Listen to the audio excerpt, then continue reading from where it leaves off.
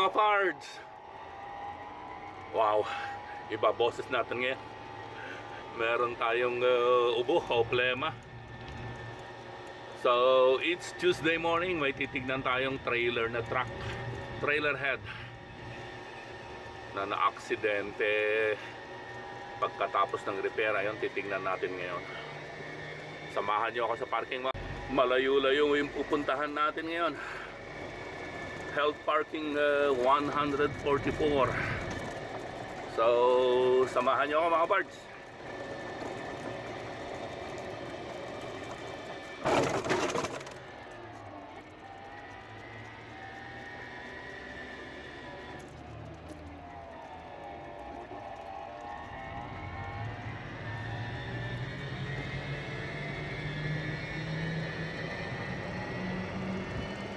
Malayo-layo.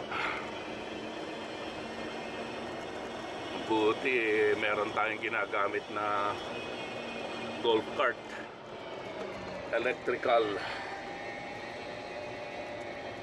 golf cart.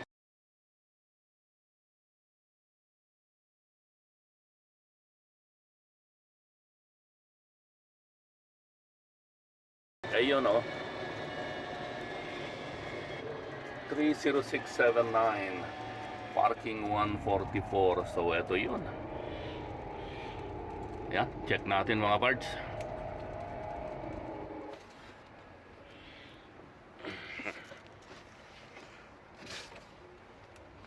Ayun, mukhang bago na naman tong truck na to. Oh, hanggang doon sa pinakalikod ng tapalodo. Kakailanganin lang natin ng capacity dito sa company sticker. Pero tingnan nyo naman, bagong bago na yung harap, trailer head, yung bumper, yung tapalodo, yung stepping board or step board, yung pinakaharap oh, bagong bago na.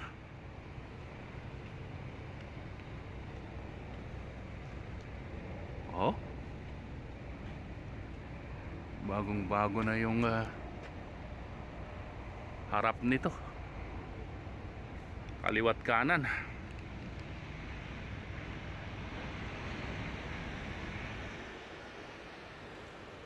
Ganda, di ba?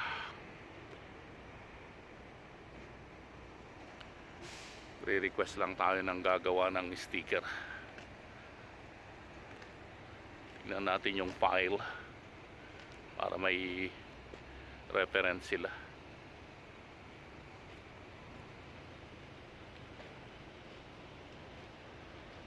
So yun, stay tuned mga parts.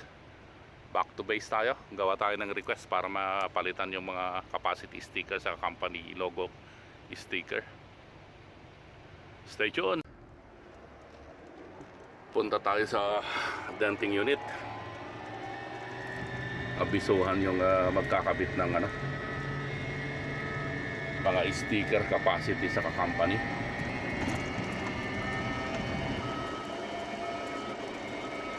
Arbab!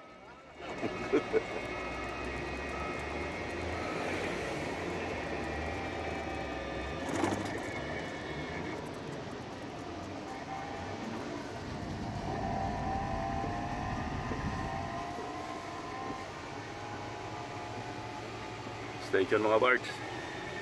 Kabitan na sila ng capacity sticker. Kabilaan dapat yan. Ayun oh.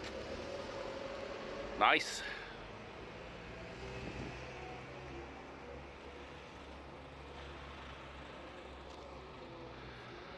So ayan mga parts, mukhang bago na naman.